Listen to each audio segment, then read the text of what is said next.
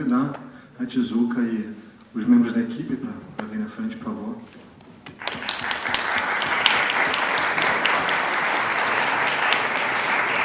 Especial, a gente está com a Tezuka, uma ex-aluna apresentando seu longa-metragem mais recente, com uma equipe formada por ex-alunos também, e a gente acaba tendo um encontro de pessoas de muitas gerações diferentes do curso de cinema da UF. A gente vai ter um debate, mas eu queria saber se a Tezuka, alguém da equipe, queria comentar um pouco a produção do filme, apresentar, contar um pouco como surgiu, como foi feito. Olha, como tem muitos estudantes de cinema, eu acho que a gente devia começar pelas perguntas, porque assim a gente responde diretamente o que vocês querem saber, né? Já abro perguntas, quem quer fazer uma pergunta? Pode falar mal, viu? Vou adorar. Olá, muito boa tarde. Eu amei o filme, primeiramente, e eu fiquei curioso em saber um pouco do trabalho de pesquisa pelo local que você escolheu para fazer o filme, de fato. Tem alguma coisa relacionada já com o livro ou foi algo mais aberto? O livro foi escrito pela Pagés Eneida, essa que aparece no final e que é personagem do filme, então muita coisa já estava lá. Só que é uma cultura completamente desconhecida de mim e do resto do Brasil. Então o trabalho quer dizer, não era apenas uma pesquisa física, de informação, entendeu? Mas era uma pesquisa de entender o que era a pagelança cabocla, de tal forma que na hora que a gente colocasse nas telas, o público entendesse, eu não tivesse que parar para explicar o que era. Se você vai fazer um filme sobre candomblé, sobre espiritismo, sobre catolicismo, qualquer coisa assim, basta alguns símbolos que as pessoas já sabem o que é. E não é o caso da pagelança cabocla. Então, acho que o tempo de aprendizado do que era essa cultura, do que é essa cultura, é que foi grande. E que, enfim, necessitou da gente um mergulho mesmo para ir lá na alma dessa cultura, que é muito estranha para a gente, entendeu? Mas teve pesquisa tradicional, entendeu? A Eurica foi para lá, saiu lá atrás dos arqueólogos, dos antropólogos, dos psicólogos, de todo mundo, da historiografia local, tudo isso. A gente fez a pesquisa que é normal dos filmes, entendeu? Certo, muito obrigado e parabéns pelo filme. Obrigado. Eu queria falar. Essa pesquisa dentro do projeto, como que a Tezuka acabou de colocar, ela tem uma visita a um passado bastante distante. A Eurica conversou com o Instituto Goethe, que tem a Denise Chaham. Eu fui até a USP procurar a Márcia Arcuri, antropólogos e pessoas que estudaram a cultura da Ilha do Marajó, onde viveram mais de 3.000 anos atrás,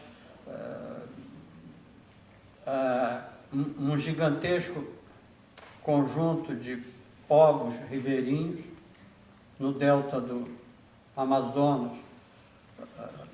ali onde a Ilha de Marajó era o centro de uma cultura, 3 a 5 milhões de pessoas, e os símbolos descobertos foram apagados pela história. Primeiro, que antes da chegada dos portugueses, já há 500 anos, eles vinham e matavam, entravam com barcos e assassinavam para levar o ouro, para levar a cerâmica. Essa cerâmica está toda fora do Brasil, e ela é comparável, do ponto de vista até de uma certa superioridade, porque ela tem os mesmos símbolos da cultura egípcia, ela tem os mesmos parâmetros de pensamento, e na vivência daquele povo, que lá é representado lá, aqui pela Cássia Kiss, pela Laura Cardoso, a Fernanda Montenegro devia estar ali, mas a gente não conseguiu porque o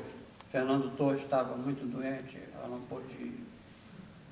Essa representação desse Brasil e principalmente a Ilha do Marajó, que foi estudada, existiu uma grande, lá pelo pessoal de antropologia da USP e pela Denise, que são conhecedores profundos de 300, 400 anos, tudo que foi descoberto, como viver numa região em que a água sobe 40 metros e as casas não são invadidas. Isso já é o conhecimento da placa-mãe. Como plantar naqueles locais e a mandioca é ali que ela nasce. Como fazer aquelas urnas gigantescas, símbolos que estão nos mesmos símbolos do Egito. Como aquelas cores e a descoberta que fluem para as culturas ribeirinhas, e todo o comércio e troca se faz lá já com as culturas andinas. Essas coisas são desconhecidas e foram cimentadas e vêm sendo cimentadas por causa disso.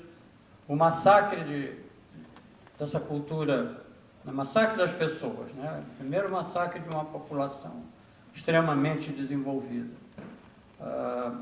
O que é lido em toda a cerâmica marajoara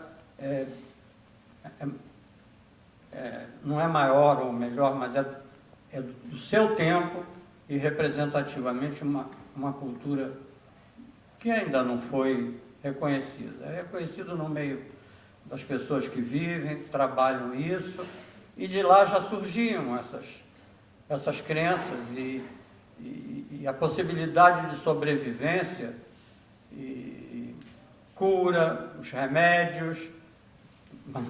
Não havia morte, não havia doença, no sentido que já na Europa existia. Por isso eles vinham para cá. Então, esses esquecimentos ou esses apagamentos, esse cimentar o passado, que vai ser buscado lá numa cultura fabulosa, com a valorização de todo o conjunto da sociedade. Ela era uma sociedade respeitosa entre as crianças, entre os pajés, entre cada um que tinha a sua prática. E isso desapareceu do Brasil. Desapareceu com a civilização, com o processo de catequização. Essa catequização persegue, até hoje, essa cultura que tem que ficar academizada dessa maneira que eu não gosto, porque a gente foi lá, a gente se meteu dentro daqueles rios, na década de 70 eu fui lá ver o que era cinta largas e o que era já a procura do conjunto de forças de domínio da Amazônia, de controle do espaço aéreo. E a gente está vendo aqui o que continua a ocorrer. Então, essa remessa pelo espírito de uma pajé vai muito mais longe. Palavras de cidades como Ananindeua, que é um clube de futebol, já existiam lá 300 anos antes de Cristo. Então, essa tradição oral é muito mais rica que a outra, que teve que buscar em cacos, e pior, foram levados para praticamente toda essa cerâmica marajoara, entre aspas, porque ela é muito mais que isso. Está fora do Brasil. Agora, a meta desse filme, para mim, era essa. Do mesmo jeito que eu tinha que mergulhar para saber por que o Caruana estava encantado, ele está encantado por nós que inventamos e suportamos e aceitamos essa mentira. Eles eram verdadeiros, eles eram criadores no mesmo nível do que os egípcios faziam. Agora, os egípcios são valorizados e toda essa cultura do delta amazônica, do do Amazonas e que se estendia para o interior, foi se estendendo, foi muito longe. Ela é ignorada. A gente ainda viu construções na ilha de Mexiana, que a pessoa nasceu e viveu lá, tem 28 filhos que nunca saíram dali, vivem, pescam na porta de casa. Então, alguma coisa... E vem televisão como a gente. Então, essa busca porque a Zeneide escreveu o livro, eu, para conseguir a autorização do livro, eu tive que ir no escritório da Raquel de Queiroz. Era a editora dela que tinha editado e tinha os direitos. Olha a luta do produtor, a luta do diretor de arte para pegar o que está naquele livro, trazer e entregar ao roteirista e a Tezuka os elementos. A mão. Como é que se filma isso dentro d'água? Como é que alguém pensou em botar esses atores andando nesses lugares? Como é que é a convivência com esses animais? A gente foi lá no Marco Zero do Equador, em barcos, e debaixo de temporais ali chove que, né? A linha do Equador está ali exatamente na Mexiana, que é uma ilha acima do Marajó. Indo lá você vê que Brasil é esse, que Brasil gigantesco é esse, e que a gente Desconhece. não, desconhecer não, quer desconhecer. Eu sou muito mais... E eu vi a Márcia Arcuri dizer, eu não estou cansada de tentar. Eu recebo um salário melhor do que esse antropólogo da USP, ensinando os alemães como é que se negocia com as culturas andinas. Ela aprendeu com eles. Então, é necessário que esse momento de ver o filme, eu estava aqui nesse cinema, quando ele estava abrindo, fazendo as primeiras exibições dele, no primeiro ano da escola. Eu era o chato que ia atrás de todo mundo para importunar e continuo sendo isso. Não aceito só a visão acadêmica, cinematográfica. Tem uma luta que não está resolvida. E não está resolvida dentro da nossa sociedade, que se aceita menor. Meu nome é Bia Bedran, eu sou uma contadora de histórias, então eu estou impactada com a pesquisa, com a beleza desse filme, impactada com tudo que nós acabamos de ouvir nesse seu depoimento tão forte sobre exatamente a necessidade, a relevância desse trabalho. Queria dar os parabéns a toda a equipe, Tezuka, você, os produtores, dizer que é impactante esse filme e é necessário, é preciso que ele seja adotado para que os jovens brasileiros todos possam mergulhar nesse Brasil profundo. Parabéns, Tezuka. Bacana, obrigado. Hein?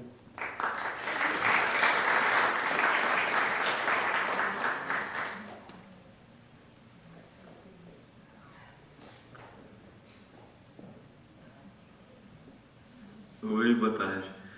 Na verdade, eu queria perguntar sobre um ponto da história. O Antônio, o personagem do Antônio, ele evidentemente não é humano. Mas, ao mesmo tempo, a gente vê ele, na maior parte do tempo, com essa forma de homem e, pelo menos visualmente, o impacto que teve para mim, muito mais velho que a Zeneide, né?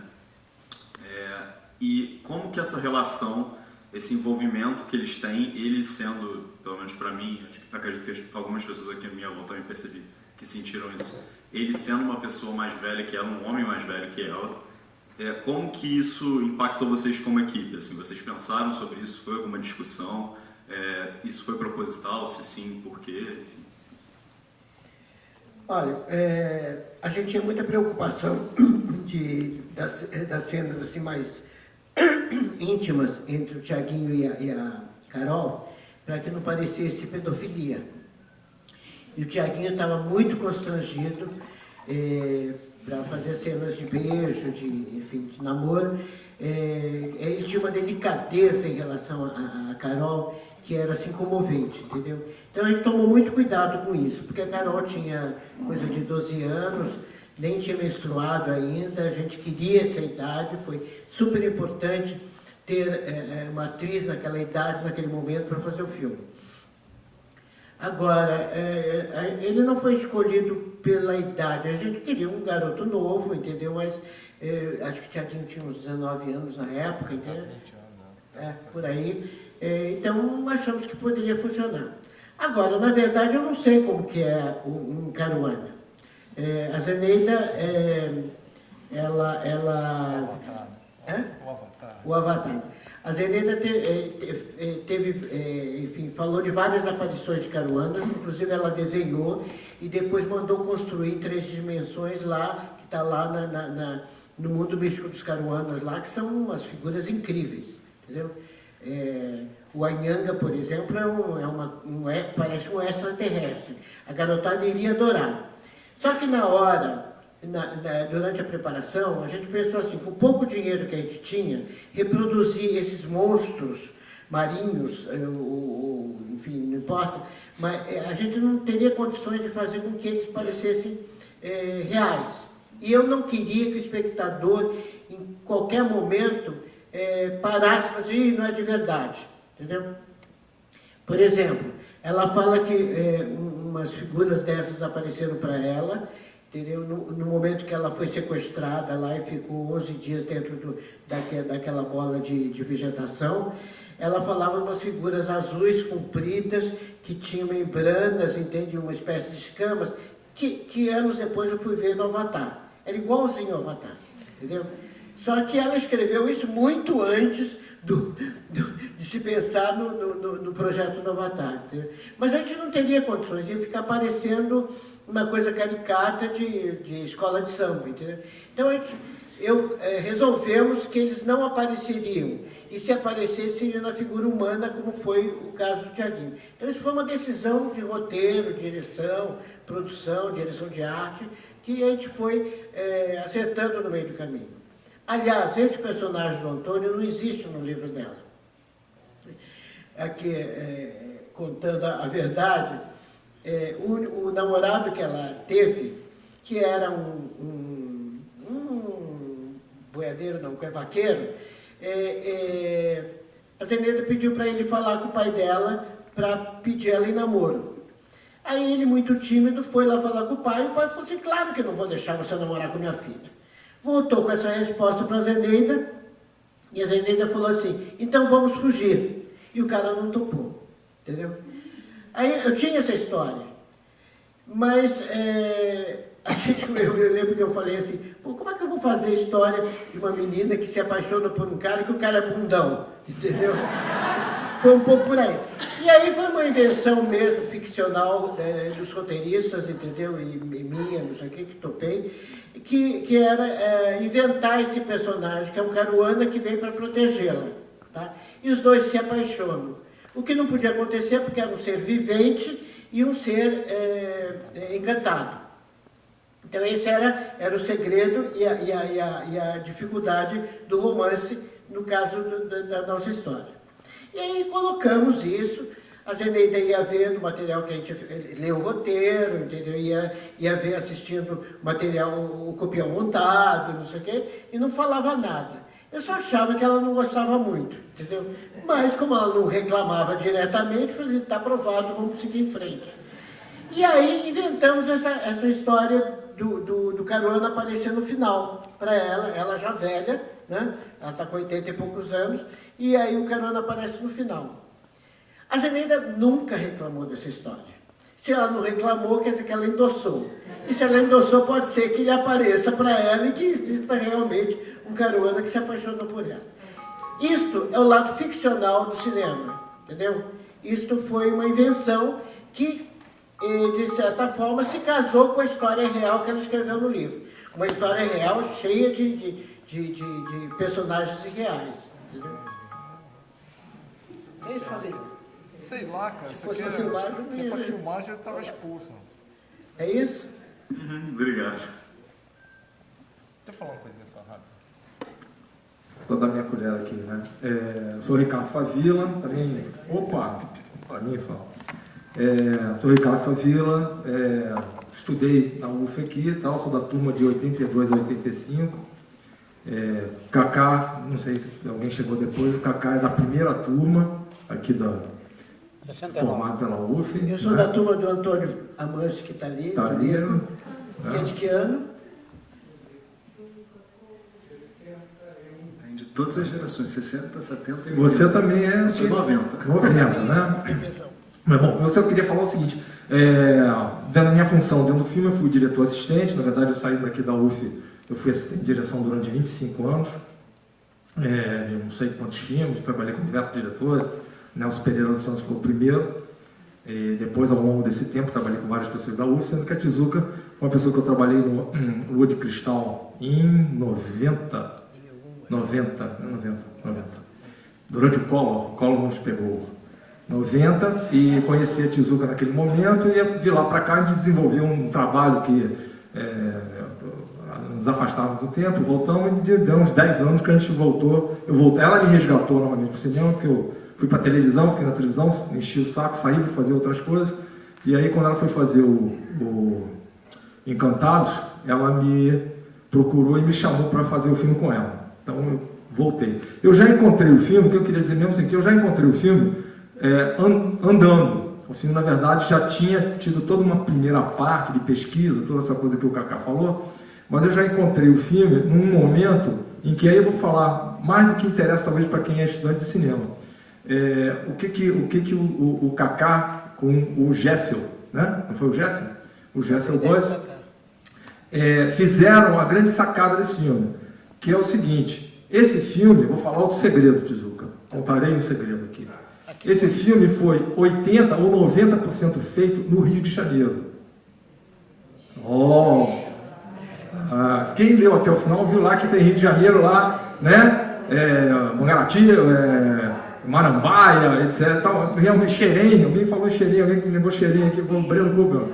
Né? Toda aquela parte do índio foi Xerém e tudo mais. Esse foi o lugar do produtor. Aí, nesse ponto, palmas para o Cacá, porque realmente ele, junto com a equipe dele, teve essa sacação. O Fabrício Coimbra, que não está aí, o Venir, que já faleceu, com o gesto de procurar no Rio de Janeiro locais, o que pudessem fazer um match com o máximo possível. Por quê? Porque o filme não dava financeiramente, ou seja, na engenharia financeira dele, ser feito todo lá no Pará. Apesar de todo o apoio que o Pará deu. Não é isso, Cacá? Vai me corrigindo, vai falando. Aqui. Não, oi. Favila, claro que isso importa. Mas, para responder você, a pergunta, o cinema é mágica. O cinema não é... Tem um documentário, a gente pode ter uma visão documental, ou pode ter uma visão em que a gente vai buscar o historiador, o antropólogo, a poesia, a religião. Mas se essa cultura, que é uma das culturas mais ricas do mundo, ficar aqui debaixo dessas explicações, besteira. Eu não estou discutindo regulamentação, eu não estou discutindo orçamento, eu não estou discutindo por quê. Eu estou vendo que para fazer com que todas essas coisas sejam integradas, a gente não tenha que fazer um absurdo de levar 100, 150 pessoas para dentro d'água. Não podia. Essas pessoas tinham que ser protegidas. Eu já tinha ido em 70 dentro da Amazônia. A febre amarela estava lá, mas estavam os pesquisadores americanos de ervas, levando as ervas para os Estados Unidos, estava todo o sistema de vigilância do CIVAM sendo montado, e aí você diz, poxa, o que a produção faz nesse caso? A produção está procurando a Marambaia. A Marambaia é um dos vestígios também históricos dessa cidade, Rio de Janeiro, dentro da mesma têmpera do que aconteceu no Amazonas. O que está enterrado embaixo da Marambaia? Se alguém quiser pesquisar e procurar, vai levar aí 1 ano, 2 anos. Agora, toda aquilo que a gente enfrentou, a gente andava de barco dentro do Rio Amazonas. Eu já tinha visto isso em 70, quando eu fui a primeira vez. O Rio Amazonas é de uma velocidade, é de uma voracidade, parece um laguinho. Bota um barco lá dentro, bota um gerador e 2 câmeras. Eu fui fazer um filme lá para o Renato Aragão.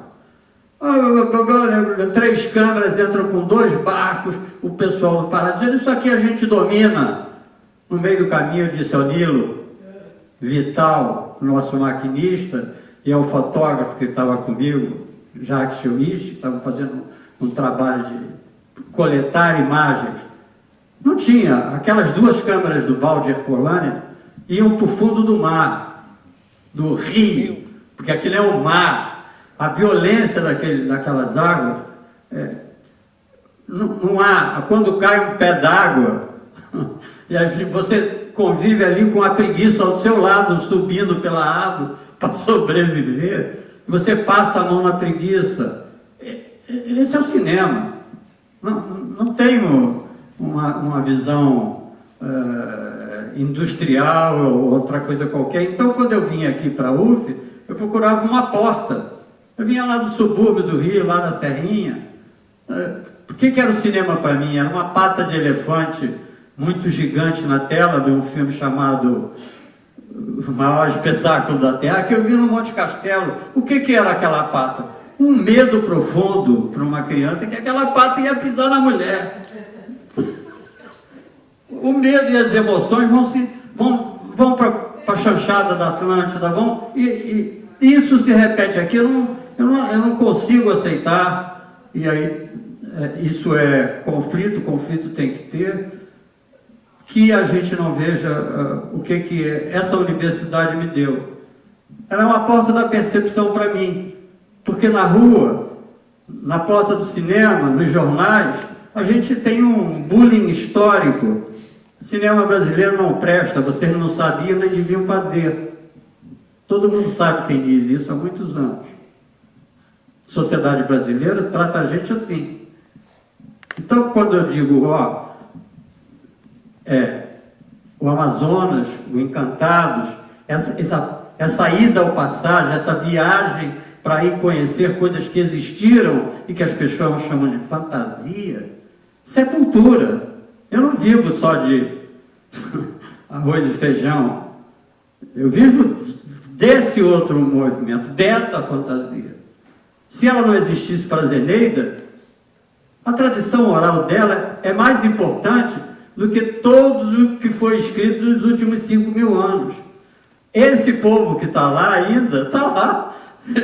Eles se lembram do que eles ouviram há 3.000 anos atrás. Eu não posso chegar e dizer, é real, é mais velho, é mais novo. Eu disse a Tizuka, as ancestrais velhas, mas a Caçaquice, a Fernanda, como a Laura, como que vão acertar fazer uma figuração? Eu disse, nessa sociedade não tinha figurante. Vocês acham que naquela sociedade, 5.000 anos atrás, praticamente, tinha figurante? Todos tinham uma missão. O brejista, aquele que toma água, que vai lá pegar o gado, que toma conta para que tudo aconteça, que pega o peixe. Ninguém pegava peixe para encher um barco. Pegava peixe para comer. Acabou. Era uma sociedade sustentável. E o exemplo está claro. A discussão cinematográfica, ela é pertinente. Ainda mais quando a gente está dizendo, eu nunca acreditei nisso. Eu já comecei o cinema acreditando na mágica. Eu nunca fui para essa busca. E aí, por isso eu virei produtor, porque eu tinha que fazer. Eu não podia ficar esperando aqui na universidade. Só fiquei 1 ano aqui.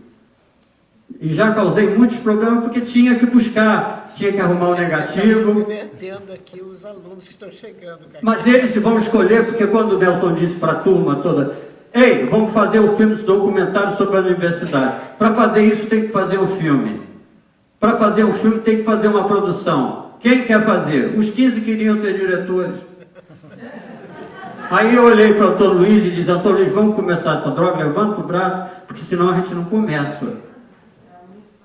Todo mundo queria ser diretor, né? Aí, agora, carregar o piano era mais complicado. Acaba que o próprio processo e a vontade de fazer é que faz com que as pessoas vão tomando, um vai ter que fotografar, outro vai ter que fazer o som, e pelo menos no meu período lá, a gente acabava fazendo tudo. Eu fui assim de câmera num filme Vigilante Rodoviário, não sei se vocês vão ouvir falar que existe a refilmagem de Vigilante Rodoviário feito aqui pelo, inclusive hoje, o PP, Paulo Raume, né, que é novelista, Vigilante Rodoviário, ele, Flávio Cândido e outro. Eu fui assistente de câmera.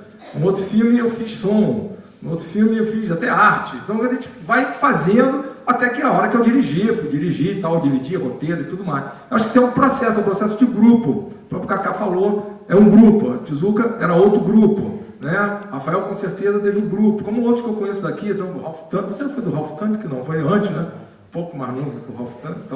Então tem sempre isso, e vai trabalhando no filme dos outros. Até hoje estou eu trabalhando com a Tizuca, né? Então, quando eu falo essa coisa do produtor, essas opções, essas ideias criativas, eu estava conversando ali fora com a Tizuca sobre, por exemplo, a borboleta, o Ayanga, né? É uma borboleta azul.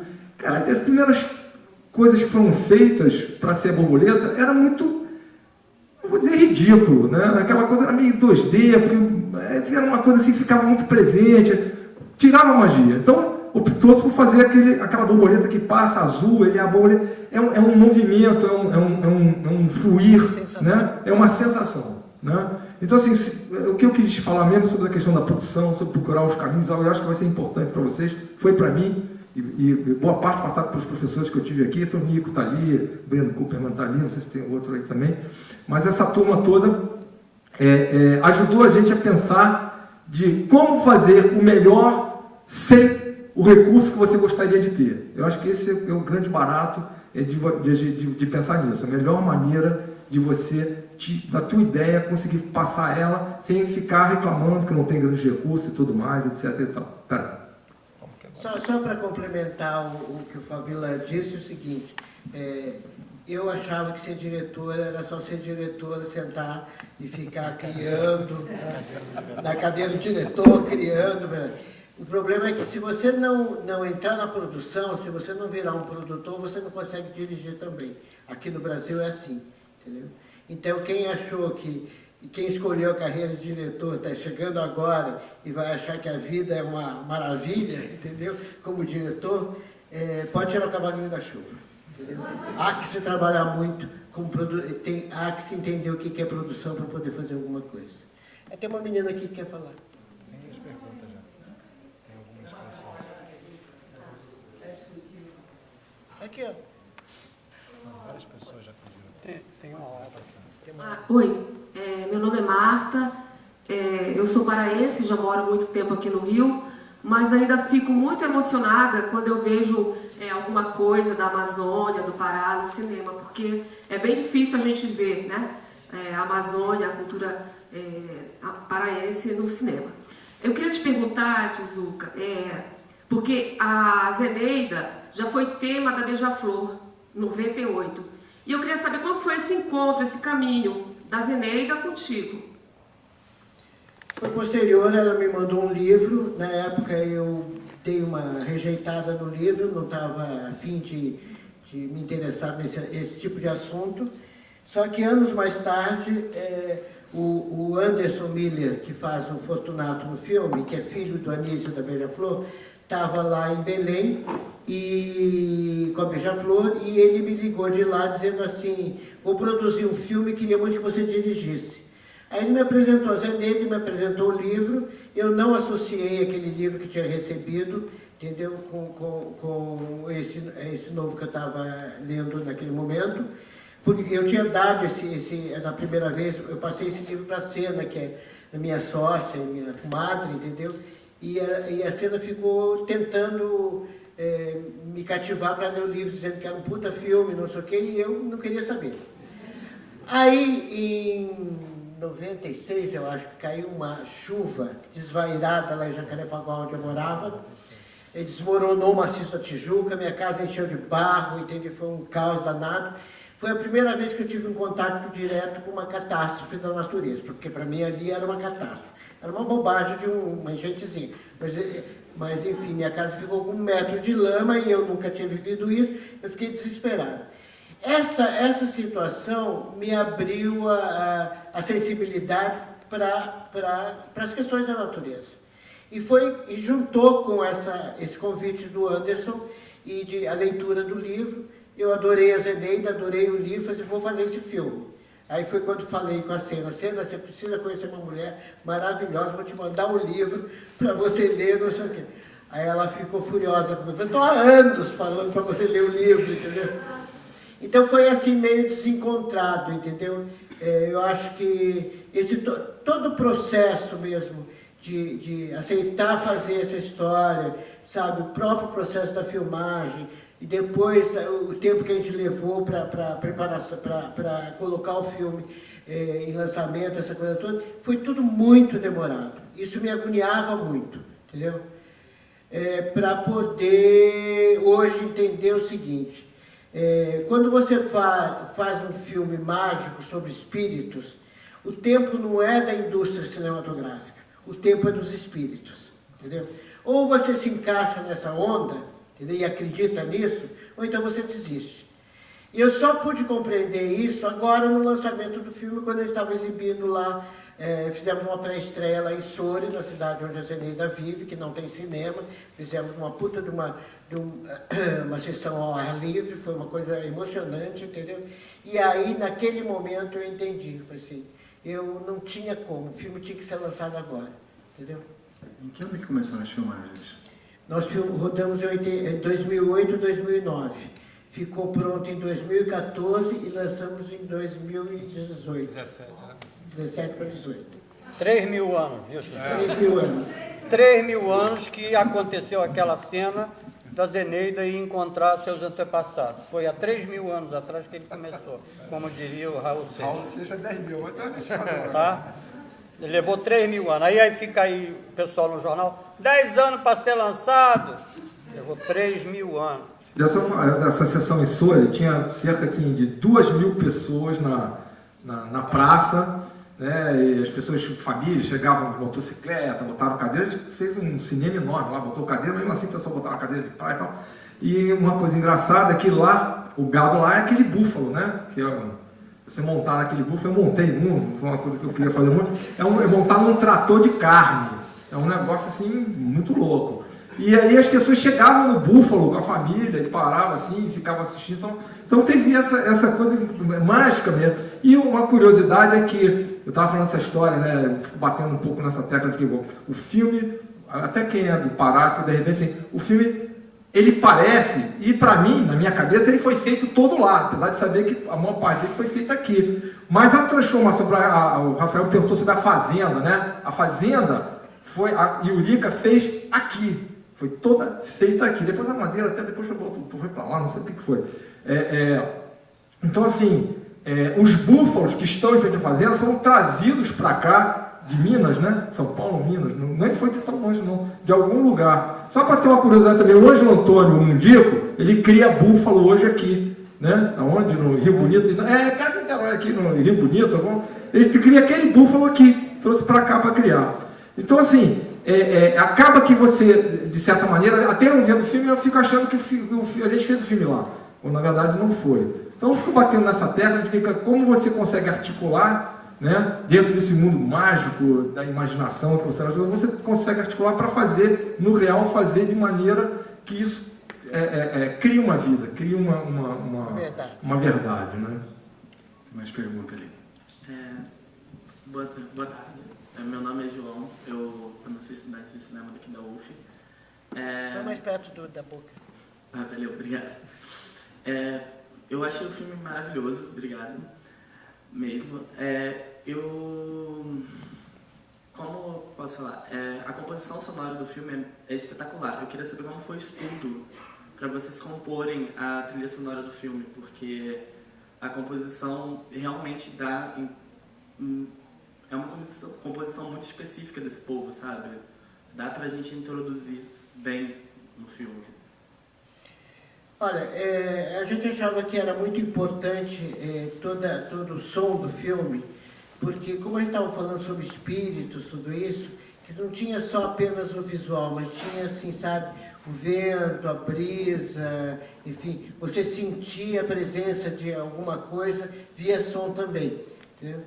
Então a gente teve um cuidado muito grande para fazer a edição de som, a captação foi muito boa, fizemos uma edição de som, depois o ruído de sala também foi muito trabalhado, e aí por último, quando entrou a música, foi uma coisa muito doida, porque era para o Gilberto Gismonti fazer a música, ele ficou doente, aí a gente já estava mais ou menos no limite ali da entrega para a mixagem, quando entraram os dois filhos do Egberto, que o Egberto queria que fossem pessoas que tivessem uma intimidade com a Zeneida para poder fazer os arranjos e a instrumentação toda das músicas da Zeneida, que eram as músicas de pagelança.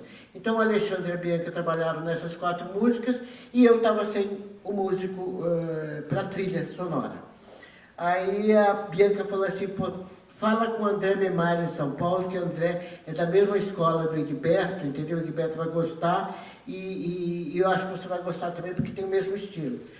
Aí a gente teve a maior sorte, porque o André estava voltando do Peru, alguma coisa assim, ia ficar uma semana em São Paulo e ia viajar para o Japão. Aí corri para São Paulo, peguei o André na casa dele, ele mora lá na Cantareira, no meio do mato, cheio de passarinhos, não sei o quê. Falei assim, André, me segura a onda aqui que eu preciso de música. Aí, como não ia dar tempo para fazer a música toda, ele abriu o acervo dele e a gente começou a escolher as músicas que tinham a ver com o filme. E foi incrível, porque a gente encontrou várias músicas do tipo assim, isso foi feito para o filme, entendeu? Aí algumas ele deu uma trabalhada naquela semana e a gente construiu a trilha. Mas teve umas coisas bem loucas também, que quando o editor está montando o filme, ele sempre pega umas músicas no YouTube, assim, para servir de referência, entendeu? E a gente fica convivendo com aquelas músicas durante a edição toda. E tinha essa música indígena, que estava agora aqui no final do letreiro, que é a primeira que aparece ali, quando ela está andando ali no meio do manguezal, que eu gostava muito, e foi ficando, e a gente falou, você tem que ser essa música. Aí saímos atrás, para descobrir quem era o autor. Aí descobrimos quem era o arranjador da música, ele já tinha morrido. E aí vimos pelo YouTube da vida que tinha várias versões com vários corais do mundo inteiro, entendeu? Inclusive de um grupo lá do Rio Grande do Sul. Aí acabei chegando no diretor do coral que tinha trabalhado nessa gravação que a gente pegou no YouTube. Aí, através dele, fomos conseguindo mais informações, e aí foi a Marlui Miranda que me deu a dica. Ele falou assim, o autor dessa música acho que é o Tepica Rock. Tepica Rock? Eu falei assim. Tepica Rock era um índio, entendeu? Que tinha uns 20 anos, na época que eu estudava na UNB, que vivia ali pela UNB, era um cara meio perdido, entendeu?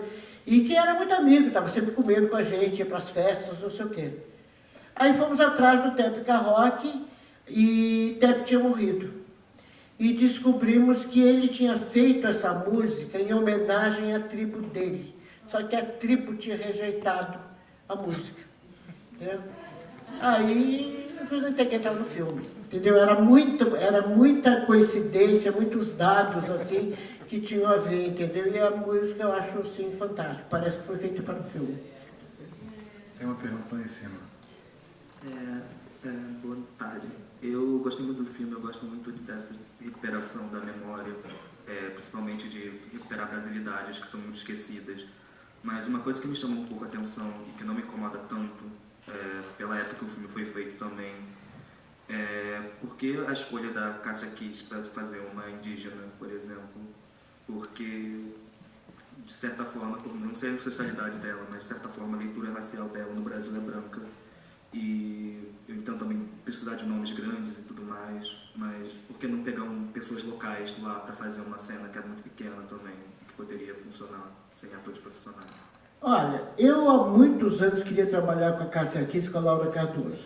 Aí é muito engraçado, assim como Fernanda Montenegro, eu tenho 40 anos de cinema e nunca consegui trabalhar com elas, entendeu? E quando fui fazer o Gaijin, tanto o 1 como o 2, eu aprendi o seguinte, que não vale a aparência física, não vale o biotipo, não vale a semelhança visual, entendeu? O que você precisa é que o ator encarne aquela alma, entendeu? Se ele encarnar aquela alma, ele pode ser de qualquer cor que você vai acreditar. Não sei se você está reclamando, mas é a primeira pessoa que eu ouço, assim, em todos os debates que eu já fiz do Encantados, que tenha reclamado da atriz. Porque eu acho que a Cássia, como a Laura, cumprir o seu papel como atriz. Era aquilo que eu precisava. Entendeu? Não sei se deu para entender. Deixa eu explicar um pouquinho melhor. Quando eu estava fazendo o Gaijin, eu fui atrás de atores japoneses aqui no Brasil. E aí comecei a perceber que apesar de ter fisionomia japonesa e de não ter nenhuma mistura de sangue na formação do cara, o cara não era japonês. Porque ele não se comportava como japonês, porque o olhar dele não era japonês. Porque a fala, o jeito de ser, entendeu? Sabe, a caminhada dele, tudo, nada era japonês. Só a cara era japonesa. E eu percebi isso ao lado dos atores japoneses. Então, tinha atores Nikkeis, nascidos aqui no Brasil, que não davam para fazer personagens japoneses, entendeu? Então, não basta ter uma semelhança física, tem que embutir aqui no coração, na alma, seja lá o que for, entendeu? A certeza de que fará bem o personagem. Posso comentar, Tijuca? Pode. Essa é uma questão minha, muito pessoal, também vinda disso. Eu não entrei no cinema para ser artista ou para qualquer coisa desse. Eu juntava álbum de figurinhas, né? Então, cada figurinha que faltava eu ia procurar. Para você, quando eu tinha 10, 12 anos, para ganhar um prêmio, um liquidificador, uma coisa dessa, você precisava comprar as balas e preencher o álbum inteiro. Era quase impossível. Agora, quando você pensa em quem mostra a cara, a figurinha mais valiosa, assinada, era proibido fazer álbum com prêmio.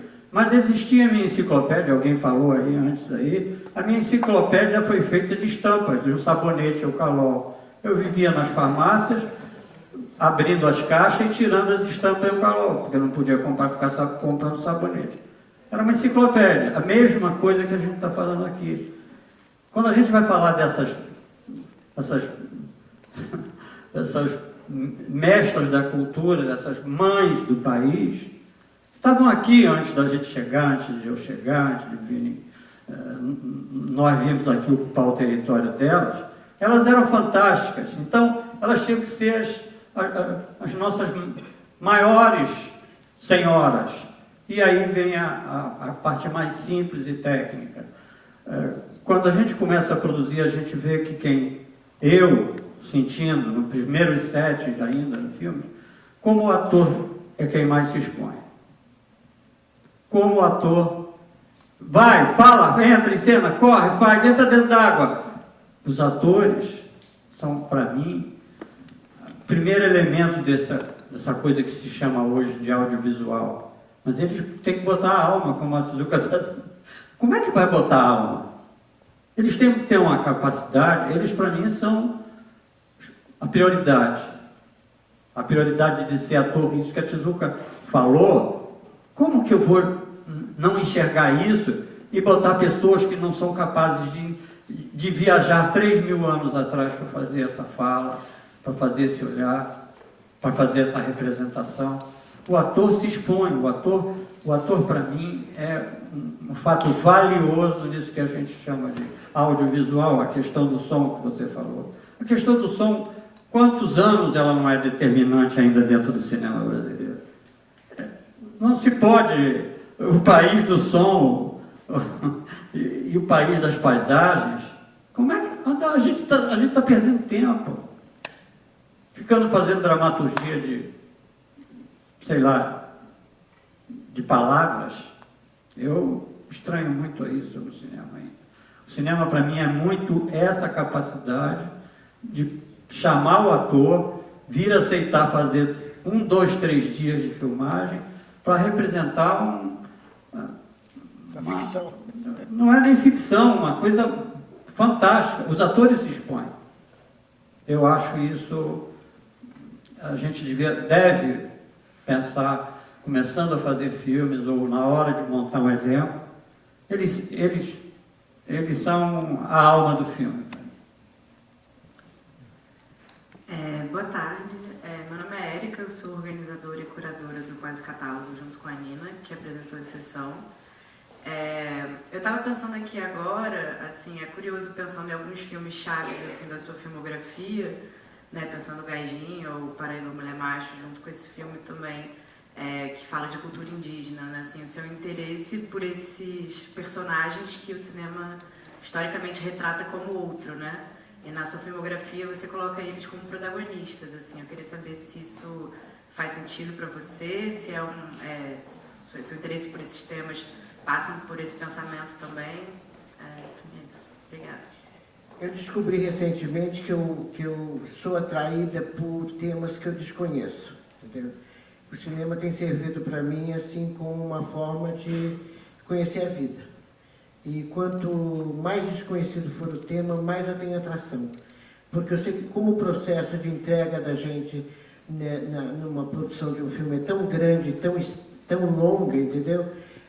Se não for alguma coisa que me retenha nesse interesse durante tanto tempo, entendeu? Não serve. Ou se de repente para mim um projeto que na primeira leitura ela não me interessa, eu tenho que achar ali alguma motivação, entendeu? Se eu encontrar motivação, tudo bem, senão o filme vai ser medíocre. Eu vou fazer uma pergunta. Que é interessante, Zucca, que você tem uma carreira longa e contínua, né? No cinema brasileiro alguém consegue fazer filmes ao longo de tantas décadas e passando por tantas épocas, né? Da Embrafilme, passando por Collor, chegando até o GG de apresentar um filme novo. O que você acha que é o motivo de você conseguir permanecer no cinema, diferente de várias pessoas que acabam saindo e ter uma produção, embora talvez espaçada, mas contínua? Eu nunca tinha pensado nisso assim, mas agora pensando, eu acho que eu sou movida a uma certa curiosidade.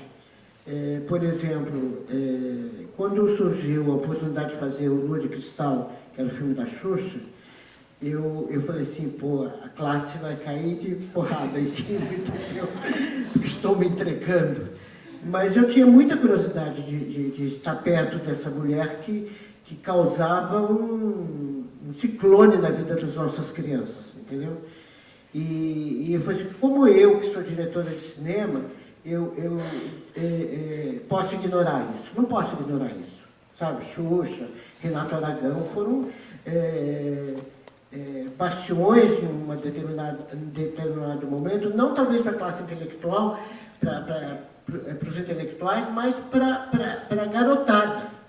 E é muito engraçado que hoje, anos depois, 25 anos depois de ter feito o Lua de Cristal, outro dia eu entrei no gabinete da FAB lá em Brasília, porque eu fui ver uma outra coisa, aí o chefe de gabinete, que era o major, não sei das contas, veio no meu ouvido e falou assim, você não sabe como o Lua de Cristal foi importante na minha meninice.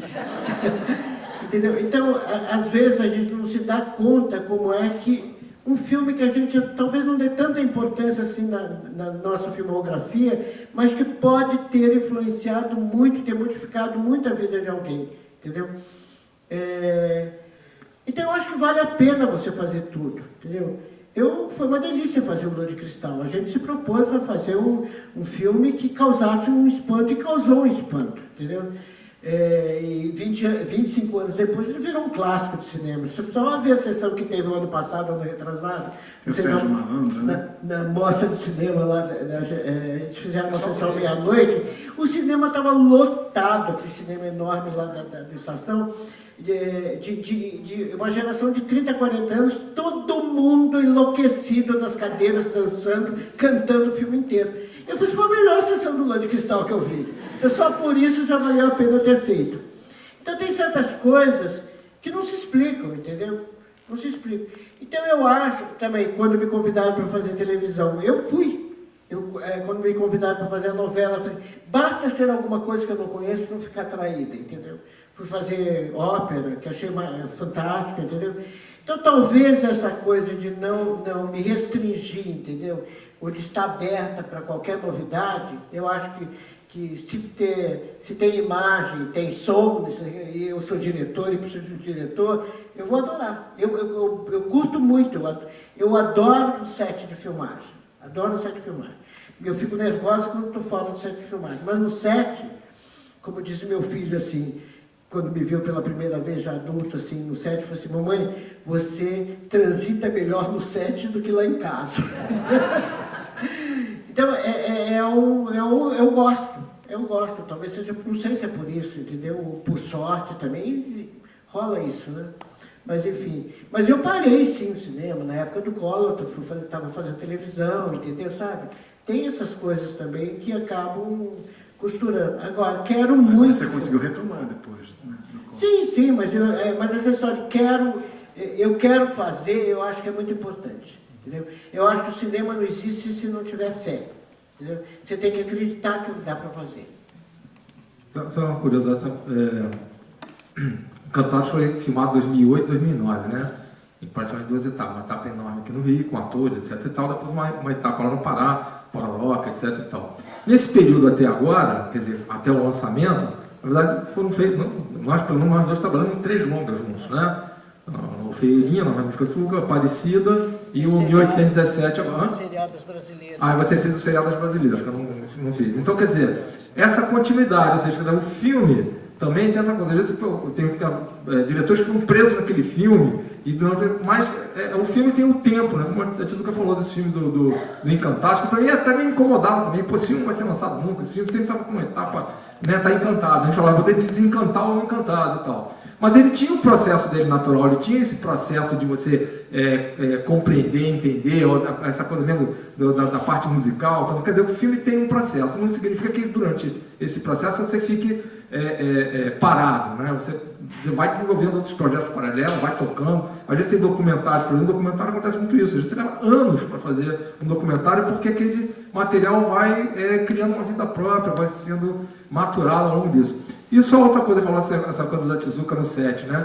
Eu também sou uma pessoa de set filmagem, eu tenho um problema enorme com a finalização. Então, para mim, a vida é no set. O set, para mim, é a minha batalha, é o lugar que eu fico mais feliz do mundo, vendo aquele monte de gente, é caminhão, é câmera, é grua, é efeito, é green screen. Para mim, aquela loucura é a minha grande alegria, desde a época da UF. Por isso que eu me envolvi em produção. Mas só lembrar o seguinte, durante o Encantado aconteceu uma coisa muito curiosa. A gente ia lá para Restinga de Marambaia, tinha uma base, e dali a gente se embrenhava dentro do Manguezal, lá pelos rios, de barco, tudo voadeiro e tudo mais. E tinha uma coisa muito curiosa que é a maré. A gente tinha que lidar com a maré. E a maré, ela não é a mesma todo dia. Ela vai ao longo do dia, ao longo do mês, ela vai mudando. Ela baixa numa hora, ela sobe na outra, tudo mais. Então a gente tinha que estudar a tábua de marés. E muitas vezes a gente se atrasava e os barcos ficavam encalhados. A gente não saía. E não raro a Tizuka falava assim, eu estou indo para o set. Aí ela saía andando pelo rio, que estava na água na canela, assim, e a gente ficava no barco. Às vezes ele falava, por que é que vai com ela, não sei o quê. Aí a gente falava, deixa ela ir, ela vai até ali na virada ali e a gente pega ela no caminho, né? E a gente ficava ali medindo, está subindo, empurra a voadeira. E a gente tinha um barco enorme, que era uma balsa meio desajeitada, onde tinha todo o equipamento em cima, que tinha que ser puxada por uma traineirazinha. Aí um dia, não sei porque, ele atrasou um pouco mais, a gente, vamos embora. Aí saímos, eu, todo mundo estava saindo, vamos pegar a Tizuka no caminho. E a gente foi, cadê a Tizuka? E cadê a Tizuka?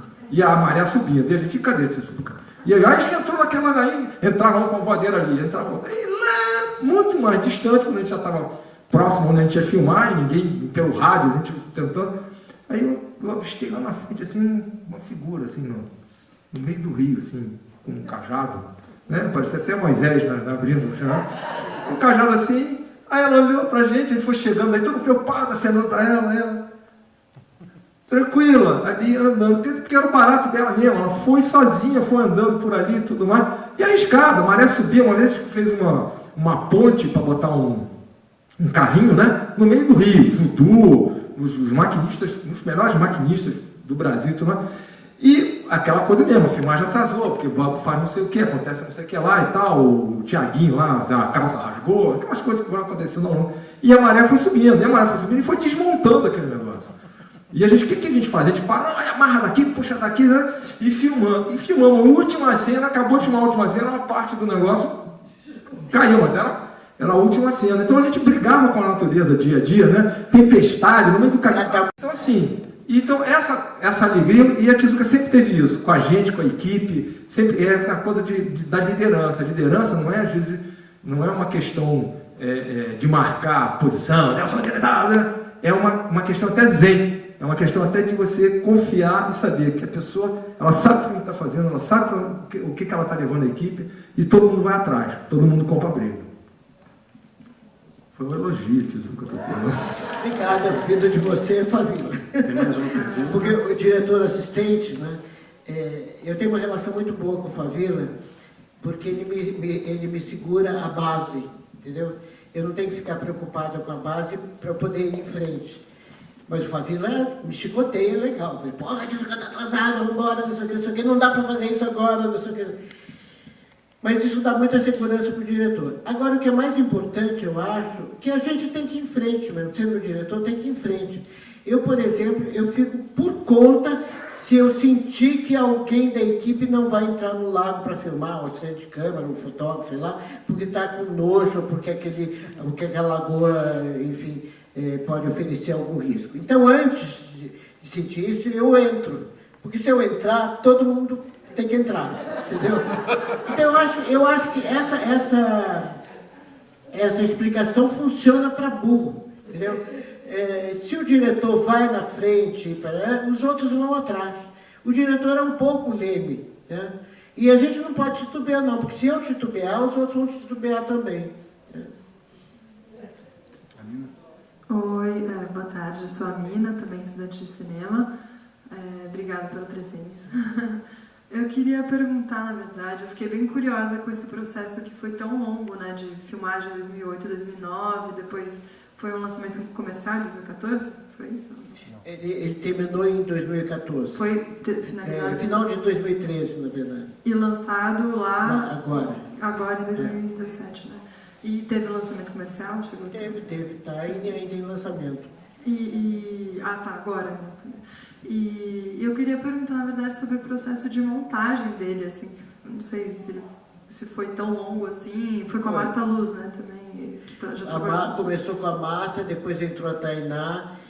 O processo foi longo também porque tinha acabado o dinheiro, não tinha dinheiro para a finalização, tivemos que sair para terminar de captar.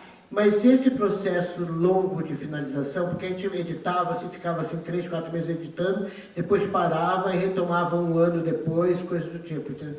Foi muito importante para o filme, porque foi um tempo que a gente precisou para compreender. Para vocês terem uma ideia, eu tinha 1h40, 1h50 minutos de filme montado, acabei tirando 20 minutos, não estou fazendo as contas aqui, mas tiramos todo o início do filme, e a gente precisou desse tempo para poder entender que o filme que precisava tirar essa parte toda. E eram cenas assim de super importantes no filme. Teve uma, por exemplo, que a gente fez um cenário, a Eurica fez um cenário dentro de uma piscina, porque tinha uma água que subia na casa, que era o nascimento da Zeneida, entendeu? Chovia, e a água começa a inundar a casa. Então, para poder fazer essa cena, a gente teve que fazer um cenário dentro da piscina. Mas aí você não pode ter dó, entendeu? Só um comentário. Eu achei muito interessante isso, desse tempo todo para montar o filme, como a visualidade dele, apesar de ser um filme de época, ele também está marcado assim, um pouco pela produção, né? Se fosse o mesmo filme sendo gravado agora, provavelmente você teria outras escolhas estéticas no momento de fazer, não sei lá. Não sei se muito não, porque o filme é de época, entendeu? Sim, Então aí não muda, né, um pouco. Mas é evidente que nesse processo todo aí eu me transformei, entendeu? Várias pessoas também eu faria de um outro jeito, pode ser, entendeu? Mas foi feito naquela época. Sim, assim, mais pensando o quanto que um filme, mesmo de época, influenciado pela época que ele está sendo feito, né? Assim, tipo, a moda, enfim, qualquer coisa, as pessoas. Só um comentário. Obrigada. Queria fazer uma pergunta para os três.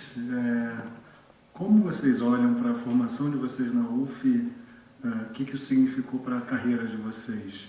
O que vocês pensam que serviu, não serviu, para que ela se preparou e que não preparou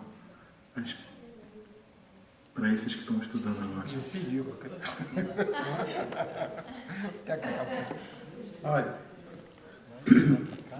Olha, eu acho que eu já fiz essa referência aqui. A UF, para mim, é uma entidade gigantesca dentro da cultura desse país. Alguém vai dizer que é a USP, que é a PUC, que é... Tem um monte de coisa. Mas quando eu procurei, e eu queria fazer cinema, como eu disse, eu não sou do cinema da Zona Sul, nem veio do intelecto, eu queria fazer cinema como eu já disse, como eu monto álbum de figurinha. Era isso que eu enxergava. E eu procurava o lugar onde isso ia acontecer. Em Minas Gerais, alguém deve se lembrar, de escolas católicas, tinha uma universidade, tinha lá um curso de cinema em Belo Horizonte, a Universidade de Brasília, quando eu ouvia falar, mas era uma coisa inacessível. Eu fui lá em 68, já disse isso, 68, ver o que era a ECC, era uma ECC mesmo, uma exceção de qualquer coisa, ninguém estava interessado em nada. Quando saiu aqui, quando eu vi o edital em outubro de 68 no jornal, pequenininho, eu corri aqui, vim aqui, tinha eu e mais dois, um anotava nas costas do outro, os interessados em fazer cinema.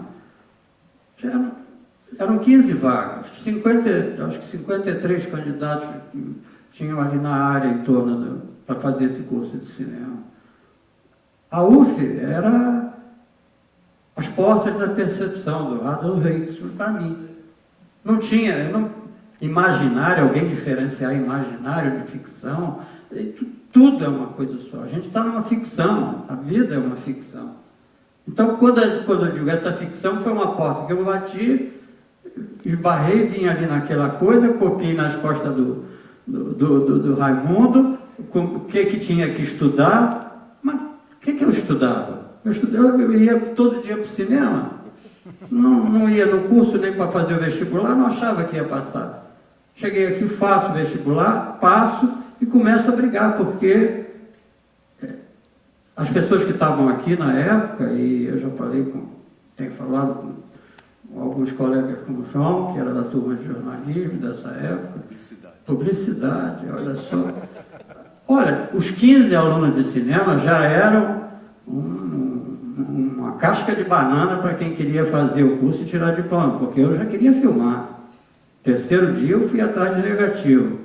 Então a UF não só representa, para mim, a melhor e a única instituição de cinema que vai ser reconhecida daqui a algum tempo. Se teve um ciclo Atlântida, se teve um ciclo lá Humberto Mauro, se teve um ciclo Cinema Novo, tem um ciclo UF.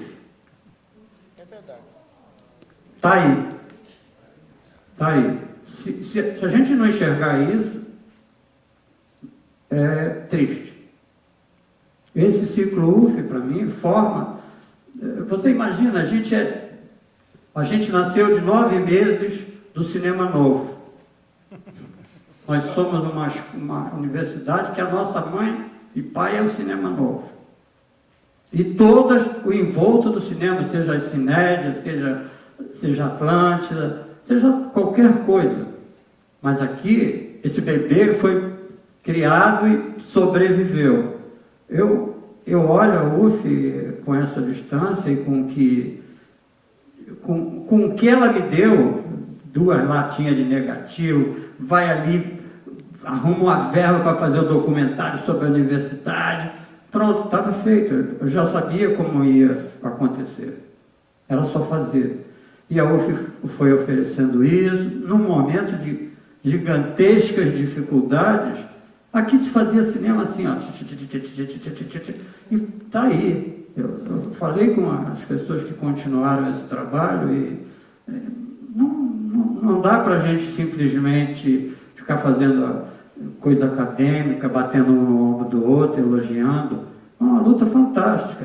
E para mim, se tem hoje ainda alguma coisa rendendo dentro dessa estrutura de cinema, está nascendo aqui e vai continuar daqui. Não estou vendo outra raiz. Essas outras raízes, para mim, são desinteressantes.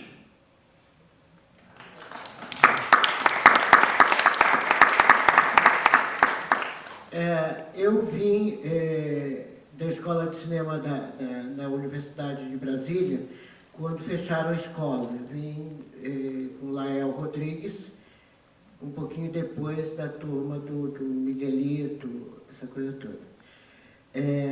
E a gente lá em Brasília tinha brigado muito por causa do fechamento da escola. Era um absurdo na nossa cabeça que tivesse fechado a escola, era uma escola pequena, mas era tido lá para o reitor da universidade como uma escola subversiva, entende? Bom, quando fecharam a escola, eu lembro que eu fui encarregada de vir para cá para saber como que era a escola aqui na UF, né? E a gente já tinha algumas informações da ECA, e eu lembro que eu voltei para lá com a informação de que a UF tinha um currículo mais próximo do que a gente já estava trabalhando lá em Brasília, do que a ECA. Então decidimos todos vir para cá. Aí veio uma primeira turma, que já estava mais adiantada do que a minha lá em Brasília, e depois nós viemos. Quando eu cheguei aqui na UF, eu fiquei muito decepcionada com um monte de baba-ovo em torno do Nelson Pereira. Isso porque a gente já estava nesse espírito de luta mesmo lá de Brasília. Aí fica todo mundo aí querendo fazer as coisas que o Nelson fala, o Nelson mal aparece na escola, entendeu? Então a gente ficou uma turma meio dissidente, a Hilda Machado fazia parte, entendeu? E aí, conversando com o Lael, a gente falou assim, não, vamos continuar fazendo o que a gente quer fazer. E o Lael tinha um fusquinha, muito vagabundo, e nós tínhamos uma ideia de fazer um documentário sobre a cavalhada de Pirenópolis, porque a gente vinha lá do sertão goiano lá, entendeu? A gente estava muito ligado a isso, e nós fomos para Pirenópolis. Aí, uma reunião ali aqui na escola, eram uns 10 alunos, acho que estava o Nelson, estava o Babal. Aí nós falamos, nós vamos também. Eu falei assim, o Nelson vai também para Pirenópolis? Imagina, entendeu? Aí, não, vamos, né, Babal? Você tem a câmera, a gente pega uma lata negativa 16 que tem aí, ou 2 latas, não sei o que, a gente vai. Aí combinamos que eu e Lael iríamos na frente, foi o Osório, foi a Hilda, foi Bete Mulara, uma coisa assim. Aí quando a gente chegou lá em Pirenópolis, a gente tinha certeza que o Nelson não ia aparecer. Só que o Nelson apareceu com com a outra turma, que era os nossos dissidentes, que era Marta Luz, Ney, como que era? Tinha mais um outro grupo. E o Nelson chega com esse pessoal, e a gente falou, não é que o homem apareceu mesmo? E o Nelson ficou o tempo todinho nessa produção tentando apaziguar as duas correntes. Bom, enfim, foi ótimo, fizemos o filme, entendeu? O filme foi editado, levou-se um tempão para editar, mas acho que está aqui no acervo da escola. O que a gente percebeu nesse momento era o seguinte, eu acho que a gente veio aprendendo no decorrer do caminho, que a escola é muito importante sim, a UF é muito importante sim, para você ter aqui atrás de você um respaldo institucional que diz que você é alguém. Porque se você chega e bate na porta de uma produtora e fala, eu quero se estagiar aí, ninguém vai te dar mínimo. Se você diz assim, eu sou aluno da UF, entendeu? Você vai com um currículo mais garantido, entendeu? Então eu sempre entendi a escola como um lugar onde você faz a tua turma, entendeu? A tua turma que de repente vai virar uma produtora, que foi de certa forma o que aconteceu, porque eu, Lael, a gente começou a perceber isso, foi quando a gente conheceu o Cacá, entendeu? E a gente montou a CPC, Centro de Produção e Comunicação, antes da minha formatura. Só que o que acabou acontecendo? Eu acho que a vontade de querer trabalhar, a vontade de querer ir à luta, não sei, que acabou fazendo com que a gente se atropelasse com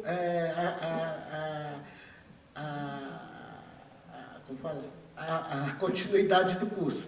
Então, a gente acabou fazendo filmes antes de se formar. Quase que eu não me formo, entendeu? Desde quando é que você pegou o diploma? O ano passado. É porque a gente não precisa de diploma para ser cineasta. Eu nunca precisei. O ano passado, aí pintou aí a Ida virou e falou, você podia dar aula, não sei o quê. Você tem diploma? Eu falei, não tem diploma. Você não tem que pegar o diploma. Enfim, aí eu peguei o ano passado o diploma. Então, eu tenho diploma, posso provar que eu fui aluno daqui. Mas, entendeu? Então, eu acho que a coisa importante que a escola nos dá é isso, é uma certa unidade para você enfrentar esse mundo cinematográfico, entendeu? E é onde a gente começa a gente tem que se virar para fazer cinema, porque não tem o negativo que a gente precisa, não tem dinheiro de produção, não tem quase nada. Mas é assim que a gente faz cinema no Brasil, entendeu? E a gente começa bem assim na escola. Bom, vou ser breve, né, porque falar basicamente tudo. Para mim, a minha formação era outra, minha formação era ligada a desenho, na verdade eu queria ser desenhista de quadrinho, aí fui trabalhar em animação e fazia engenharia na UERJ, fui para engenharia na UERJ. Só que eu era um outsider lá, cabeludão e tal. Em primeira semana eu descobri que tinha um ateliê de Super 8 e fui para o ateliê de Super 8 encontrar as pessoas lá. Lá existia um outro rapaz, que também era da engenharia, um outro outsider, chamado Rudy Santos. Quem estava aqui, né? Rudy Santos. O Rudy, que era uma capacidade, o Rudy era um talento, assim, um cara extraordinário, mas a visão dele do cinema era uma visão estética, ele não estava interessado em ficção, ele estava interessado em experimentos, estava interessado em trabalhar com imagem e música de uma maneira assim, abstrata, e ele era realmente muito, muito talentoso. E ele não queria fazer engenharia, eu nem sei porque ele foi parar na engenharia, talvez pelo mesmo motivo que eu, ele não queria fazer nem humanas, nem biomédica, então sobrou a gente ir para uma coisa mais de exatas. E o Rudy, no ano seguinte, fez vestibular para a UF. E veio para a UF. E falou assim, Favila, olha só, lá é tão ruim quanto a UERJ. Palavras dele, né? Ela é tão ruim quanto a UERJ, mas tem uma coisa legal, tem equipamento, tem câmera, tem viola, tem não sei o quê. A gente vai para lá e vamos fazer os nossos filmes. Aí eu, beleza, não tinha mais o que fazer na UERJ mesmo, fiz o vestibular e vim para cá. Aqui eu descobri uma outra coisa. Na verdade, eu entrei aqui, tipo assim, não tô nem aí para aula, não estava nem aí para as aulas na UERJ. Mas aí aconteceu uma outra coisa, encontrei um outro tipo de professor, que era diferente das exatas da UERJ, obviamente, né? Aí encontrei pessoas aqui que, na verdade, me abriram uma outra possibilidade. Apesar de eu ser uma pessoa que já era envolvida com filosofia, literatura e tudo mais, eu nunca tinha pensado o cinema, né? Apesar de, era uma época rica também, o pessoal do Super 8, muito para a Cinemateca do Mano, Cosme Alves, existia uma discussão, mas você não tinha aquilo sistematizado. Então eu encontrei professores, posso falar aqui o João Luiz Vieira, né? Que foi um desses mestres, né? Como o outro Antônio Carlos, como Serra, depois veio o Tunico. O Breno nem tive uma cadeira com o Breno porque ele estava voltando nos Estados Unidos, né? Mas o Breno tem uma coisa importante, que foi o Nave, né? Eu fui uma das pessoas que abriu o Nave, que para a gente foi uma outra descoberta, que era a televisão. A gente tinha um preconceito total com a questão do vídeo, com a televisão. Preconceito mesmo, que era de cinema, porra, televisão, tem que matar todo mundo, fazer aquelas novelas, porcaria, não sei o que. A gente tinha um preconceito mesmo. E a partir, acho que foi o Breno, quando veio e fez o Nave, a gente começou a usar o estúdio, a gente começou a ver as câmeras, as Siemens que chegaram e tal, a gente começou a ter um envolvimento com a tecnologia também. E vou falar isso do Rudy, porque o Rudy foi um cara que foi um dos primeiros caras a trabalhar o vídeo, porque as câmeras de vídeo só tinha na TV. E começou a chegar aquelas câmeras portáteis, aquela câmera com um fio, que não tinha que carregar aquela mala que era o VT. A gente começou a ter esse convívio, que era a tecnologia, a possibilidade de fazer o encontro com os aparelhos, com as câmeras, que a gente usava Super 8 e tal, mas com as câmeras, com o Nagra, né? E esse lado que era o lado de pensar, né? Várias vezes o cinema aqui não era isso, o cinema aqui, não sei, acho que ninguém viu, era um negócio monstruoso, 1000 e poucos lugares, né? Tudo isso que está aqui, teatro, era um cinema só, era uma coisa só. E para a gente era um mundo assim, que a gente vinha para cá e assistia os filmes que a gente não tinha Gente, pensa num momento que não tinha VHS, não tinha DVD, o VHS estava ali começando. Então a gente tinha que ver no cinema, a gente tinha que pegar as latas 35 dos filmes na Cinemateca no Rio, em São Paulo, trazer para cá e assistir. Esse universo com os iguais, ou seja, as pessoas que queriam fazer cinema, porque a Tizuka falou, foi muito importante, porque você monta o grupo, você monta aqueles que são iguais. Tem as rivalidades, tem as correntes, tinha aqui, né, os Sensíveis, era um grupo, né? Tinha um grupo de Sensíveis, chamado Os Sensíveis, né? Que era um grupo. Tinha a turma do Paulo Ramos, a turma política, né? Cinema político, engajado e tal, né? O PP era um, tudo mais. Né? Hoje estava lá trabalhando, não é uma crítica que eu estou fazendo, não, estou falando, as coisas vão mudando. Né? Tinha os outsiders, não estou nem aí pra porra nenhuma, que era meu grupo, né? Eu, Rude e tal, Plínio, né? Mas a gente convivia, a gente tinha uma paixão, fazer cinema. Uns trabalhavam nos filmes dos outros, todo mundo querendo, a gente chegava aqui calouro, aí tinha a turma que ia fazer o filme, a gente encostava lá, pô, deixa eu fazer alguma coisa aí, deixa eu, aí trocar chassi, aí fazia errado, trocava, botava de cabeça para baixo, levava expor depois. Bom, anyway, acontecia muita coisa. Isso foi muito importante, né? Essa foi a parte que eu acho que a UF me fez pensar o cinema de uma maneira diferente. Então é isso que eu queria dizer. E aí eu fui embora. Bem, depois desse depoimento, então eu queria agradecer a presença de todos pela sessão histórica e passar. Você tem uma última pergunta? Eu acho que não que a escola é a gente que faz, entendeu? Não, a gente não pode ficar esperando que a escola faça pela gente, a escola é a gente que faz. E quem deu o sotaque foi a Dira, entendeu? Porque isso é muito delicado, sabe? Para você não cair no erro, é melhor não ter, entendeu? Então foi tranquilo nesse sentido. A gente teve várias pessoas na equipe, por exemplo, a produção lá de Belém, quando a gente fez várias viagens para lá para filmar paisagens, fizemos várias cenas com dublês, assim, para figuração, essa coisa toda. A gente teve uma equipe de produção de lá. E depois aqui a gente teve também algumas pessoas, o Contra-Regra era de lá. Da arte, principalmente. Então você sempre acaba pincelando o cara da prosódia, entendeu? Isso vai muito de acordo com a produção. Porque não faz sentido você trazer uma equipe de lá para filmar aqui e nem levar, de repente, uma equipe daqui para lá. Você leva só aquelas pessoas que você sabe que não vai encontrar lá. Entendeu? Como a gente tinha feito uma estadia bastante grande lá, verificamos quem era quem, não sei o que, deu para a gente fazer isso com muita segurança. Não, quero agradecer, entendeu? Foi ótimo o papo, sabia que ia ser gostoso e é sempre bom retornar. Muito obrigado.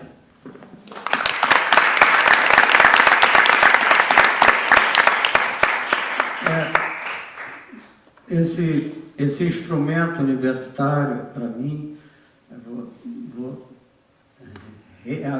vou recuperar isso. Nós trouxemos, através das pessoas que estavam aqui, e que eu já comentei com o João Luiz, elas têm que ser reativadas, porque eu estava aqui com 3 meses de universidade, procurando lá no Beco os distribuidores, a Condor, o programador da UF, o programador que o Nelson me mandava, está aí até hoje, Fabiano Canosa, e aí tinha o outro lá do Beco que tinha que registrar de versões, qual era a programação do cinema. Aí eu estou distribuindo, comprando negativo na Kodak, trazendo os pessoal do Beco para carregar chassi, eu aprendi a carregar chassi ali no botiquinho, ali na frente, saco preto, cortar filme. Fazendo cartaz. Todos os cartazes do cinema, eu e meu irmão fazíamos aqui naquela coisa de... Não, de passar o rodo. Silk. E aí eu e Antônio Luiz e Ricardo Miranda, que eu tenho que fazer uma homenagem a ele, ficava aqui o dia inteiro trabalhando para a UF. A gente ia colar, eu não conhecia, ia com ele, pedindo autorização para colar os cartazes do cinema para vir aqui. fazer folhetinho ali na porta. Eu entrei em toda a cadeia do processo, de produzir, distribuir, conhecer, fazer parte técnica, convencer as pessoas. A Kodak não queria vender cinema para a UF porque achava que ela não ia pagar. Eu levei 3 meses para fazer papel para lá, papel para cá, papel para lá. Então, quando eu digo essa instrumentação, para mim, pessoalmente, ela é fundamental. Quem que me deu esse espaço? Quem abriu essa porta? Em 1 ano, eu já tinha produzido os 15 filmes dos alunos para o Festival JB. As 14 ou 12 foram feitos. Eu e Antônio Luiz correndo atrás. Olha só, em 1 ano. A gente fez um documentário sobre a reforma universitária e eu fui cortar 10 latas de 35 milímetros na vida para chassi pequeno sem nunca ter entrado.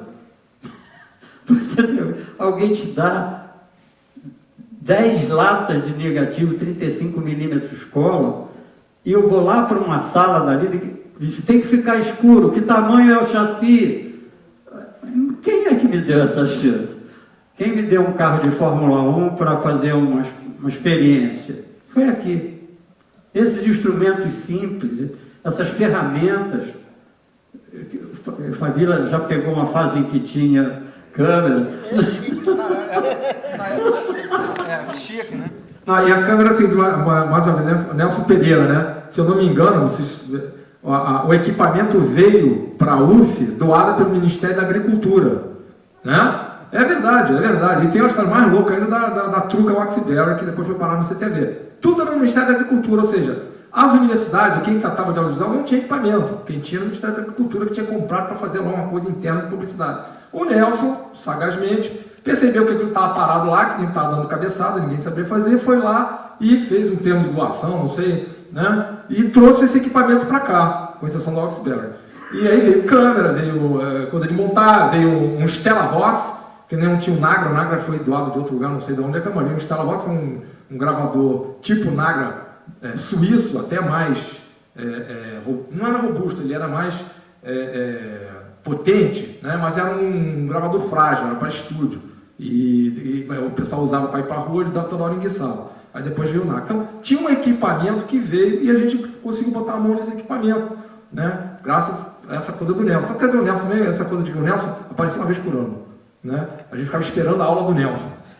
Quando é que ele veio? Não veio. E uma vez por ano o Nelson aparecia, né? Mas era uma catarse. Mas porque... foi com a gente para Pirinópolis. Né? Não, e eu fui com ele para o Jubiabá, eu não fiz de formatura porque eu abri mão, porque ele falou, você quer ir, o japonês, ele chamava a gente de japonês, sua calma.